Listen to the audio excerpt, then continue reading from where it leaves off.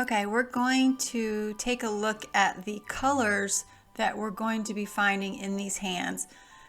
So let's look at some of this lighter area here. Now in the circle you can see the color that I'm color picking is the upper part of the inner gray circle, and the last color that I picked was white is below. So if we click on it again, the whole circle is now the color that I'm color picking. And then we move down, and now the color that I've picked in the upper part of the circle is the new color compared to the last color that we sampled. So keep your eye on that inner wheel of the gray circle, and we'll watch how, as we move down the index finger of that left hand, you can see how the flesh tones are getting a little bit darker. They're still staying warm. So you can see in the color box to the far right that we're in this reddish orange family.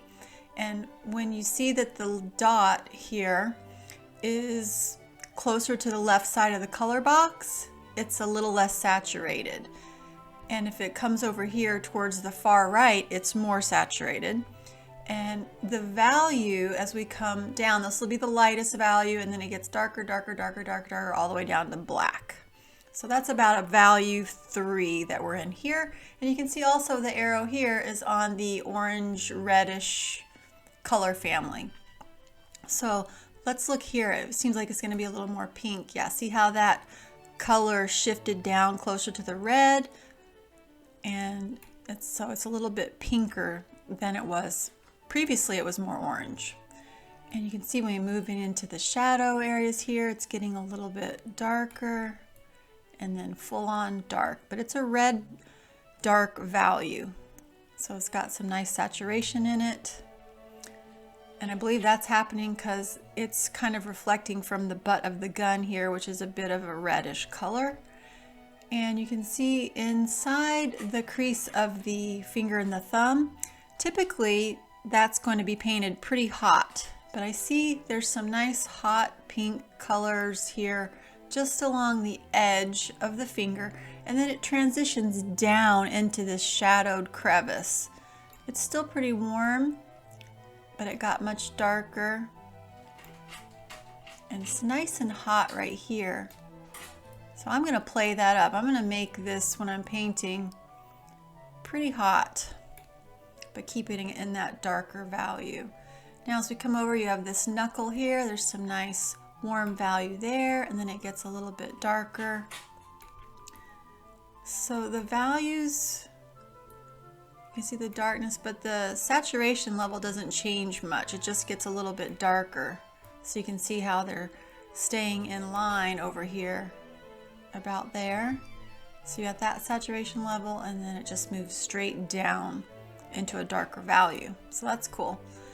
This to me looks a little bit less saturated. Yep, so you can see that moved the dot over towards the left a little bit. So we've got some graying happening here as this finger's rolling away from the light. So our light source is coming from above on the left, up here. And as the light comes down, it hits here initially, and then it starts to transition away from the light. So you're getting, so let's look at it. Nice and light and neutral, sort of a cool light. And then it's going to get a little bit warmer and a little bit darker as we move closer towards the shadow. So it's getting darker, it's getting warmer, it's getting a little bit more dark, until it gets completely down here into that shadow. Now that shadow line is the most saturated part of this whole finger. So we're staying pretty neutral, a little bit warmer, then darker, neutral, and then it gets hot. So let's just look at some of these other colors happening. That's nice and warm in this shadow area. These are warm mauves. There's a nice warm reddish brown right here. This pinky's got some nice pink in the pinky. Look at that. and then the outline here of that fingernail, and then there's these little shapes of color. If you can see them, there's like that shape, and then this line to kind of give us that outline of the fingernail. And you see that lines happening in each one of these fingernails. So we got the cool pink, warm pink, and then that little line, which is also kind of neutral. And it gets cool again, and then it starts getting hotter as we are moving. It's rolling towards the butt of the gun, which is a reddish color, and that reddish color is reflecting onto this fingertip here. And you see it again here on this fingertip. That's why you're getting this nice reddish color just before you move into the shadow.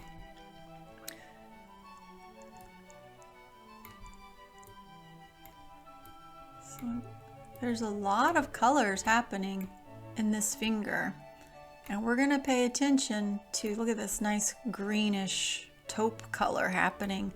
So you get this greenish taupe color, which will help to give us volume in the fingers and roll this form away from the light. It's not in a full-on shadow. That's why it becomes this taupey greenish color. It's just a neutral mid-value color that's giving us form. So the light's coming down, it's hitting the finger, and it's not causing shadow here. The light's kind of pouring over a little bit, but in the meantime, this is just a middle tone, and it's not a lot of flesh color in that area. So I'm going to be sure to pay attention to that. I'm seeing it again here in the palm. It's a little darker, and I see it happening a little bit here. And I believe we could play that color into this area on the finger as well. And a little bit in here. It's not quite as green, but it is that mid-value neutral color. You've got this little finger poking through the gun area. Again, you got that cool pink, and then it gets warmer as it moves in towards the shadow area. So there's some interesting colors to mix up.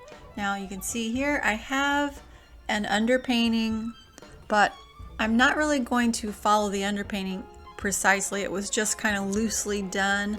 I'm just gonna use it as really a placeholder, and I'm going to take my time and just selectively start and paint the hand and the butt of the gun just as I see it here, letting the underpainting just kind of sit as a placeholder, not as a map. I'm really just ignoring it truly and painting what I see here. All right, so let's go hit the canvas with some paint. Here I'm starting my Selective Start Hands Portrait, and I'm doing it on top of an underpainting that was used more of a placeholder. It wasn't a super accurate, correctly painted underpainting. Take a look at this painting by, I'm going to try to get the name right, He Lu Hao. He's an arc living master, and he just paints exquisitely, and I'm super inspired by his technique. Now, what I'm trying to do here is paint realistically, yet still in a painterly style. But you have to decide what kind of artist you want to paint like. Here's a look at Casey Baugh's technique and how he paints hands. They're very loose and artistically done, yet they have an extreme realism feel to it. I don't know, it's the marriage of both worlds so perfectly done. So with my underpainting here, I'm just carving out what I see in my reference material and trying to get things kind of started. And I'll go back and forth and push and pull edges and shapes until I feel like I'm headed more in the right direction. Here's another look at an artist's hands who I just love, Nick Alm. I mean, he paints skin tones so realistically and so beautifully done, yet it still has a painterly quality to it. That is my goal. It's always helpful to find master painters, either living or from the past, that can inspire you and help guide you towards the level of craftsmanship in your work that you want to be. Here's a look at Da Vinci's hands. I mean, there's no better. They're very realistic. I feel like they're a little less painterly than some of the more modern painters, but you can't beat Da Vinci, can you? So one of the things I'm thinking about while I'm painting these hands is, where is the light coming from? You must understand that in any part of a portrait that you're doing. So from the top left corner is my light source. So that's going to direct my shadows. Hey, if you're getting some value out of these videos, go ahead and hit that thumbs up button and subscribe to the channel and come along with me on my art journey as we all learn to paint our best portraits possible. So the other thing to think about while you're painting your hands, especially when there's figures more than one included in your painting, is the light temperature versus the shadow temperature. So I started with cool lights and warm shadows. So I want to continue that into my hands. So I'm making sure to do that here with the cooler temperature of those lighter areas. And we saw the color families that these skin tones were made from when we did the color analysis in the beginning. So we mixed up a lot of mauve-ish type skin tones, flesh tones, and I stuck with that throughout the painting process of both hands. So you don't want to have a type of skin tone and then switch it on the other hand. You want to keep them consistent.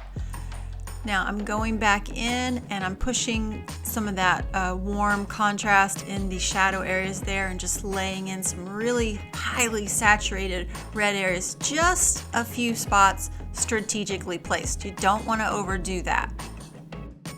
Do you feel like you're stuck and your artwork's just not getting any better? Well, you may need a critique from a professional artist, or at least an artist that's a little bit above the level that you're at. By getting a critique, you can figure out where you're going wrong and push yourself to the next level based on the information that you learn in the critique. So you can check out my critique bundle packages at sjcportraitcourse.com. I'll leave a link in the description and you can go there and learn more about all the critique options that I have for you. So I noticed in my reference that there's a few touches of like a yellow or golden color, and that's happening just before the transition moves into those warmer shadow tones. So I went back in and you can see on the top of the thumb and along that index finger, there's just some little hints of a golden yellow skin tone, and then it rolls into those warmer shadow colors as it turns away from your eye. This is very helpful in increasing and creating more volume and giving your viewer that really enhanced 3D look. You don't want your hands to appear flat. You want them to look as if they're coming out of the canvas. And that's how you do that, by making sure that you have these transitions from these cooler temperature lighted areas rolling into the shadow tones, and you're doing that by stepping towards the shadow with different colors and making the color a little darker and a little warmer as it moves fully into that shadow area. The other big thing with painting hands for me is I really like to distinguish between feminine or female hands and male, more masculine hands, especially the hands here, which are of that of a cowboy. He's rugged, and I just feel like that the hand needs to be painted a little more roughly, a little more painterly. Now, if it were female hands, I would go back in and keep working it until things were a bit more smoothed out and the transitions were much more soft. The Italian word for that is sfumato, and you want to really get a good handle on the level of sfumato that you use when painting hands to differentiate between the two sexes. So notice the fingernail color. We're keeping that in the same family as the skin tones in the fingers. Maybe if it were a female and that she had painted her fingernails, we'd be thinking differently. But we want to keep this as a masculine cowboy hand, so the fingernail color is going to stay more of a flesh tone color with a little bit of highlight here and there, as the light from the upper left would be coming down and just bouncing off a little bit of the fingernail tips there. So as I mentioned, the underpainting is really just there as a placeholder. It's not there as an accurate map as often a underpainting would be. So I'm painting this other hand a little bigger. It seemed to me that what was underneath in the underpainting wasn't painted very accurately, and it was too narrow, too small, especially now that I see the other hand painted in. It needed to be widened. So you can see I'm really just completely ignoring the underpainting going forward here. And that's okay. You're not a slave. Just because you put an underpainting down doesn't mean that you can't change it or ignore it or just paint as you would. What needs to be there in the finished painting is what matters. So oftentimes the line between the fingers is painted quite dark, and sometimes even a very hot, warm, saturated color. I'm going to keep it a little more toned down here. I don't want too much saturation in the overall look of this painting, so I'm going to keep them not as hot as I would normally do. And I tend to do male hands with a little less heat in between the fingers, and female hands I like to make it redder, more hot in between those fingers. I'll be doing a female portrait coming up here soon that has some hands in it, so we'll recap some of the how-to points that I'm going over here in painting hands, but we'll be gearing it towards the female version. The other thing that I'm taking into account is in the reference image, the hands appear quite light in value. I wanted to darken them up. I don't want the hands to be too light. I don't want them to pop forward as far as the contrast goes in this area. I do want it to make sense in the overall context of this figure. So I am taking charge and not painting exactly what I see in the reference image. I'm adjusting it to fit my painting. And now with male hands, there's a lot of veins that I see here popping out. I'm going to paint them in initially here, and I'll make some adjustments as I go along, and then you'll see here at the end of the video how I kind of softened them up. I didn't keep them as veiny and as more prominent that you see here. I did take them down a notch. The other thing that I noticed as I kept painting was that the shape near the knuckle of the thumb wasn't quite right. It needed to be brought up towards the stomach area a little bit, so I do make that adjustment as I keep going. And you know, the light areas are cool, and then the neutral areas come, and then as you're getting closer to the shadow, it gets a little bit darker, a little bit warmer, and then you're in that full shadow. So I'd love to know your thoughts on which level of painting do you prefer to see, a more painterly effect or a more realistic / hyper-realistic effect. Let me know in the comments. And thanks guys for watching, and I'll show you the finished results right here. And I'll see you in the next one.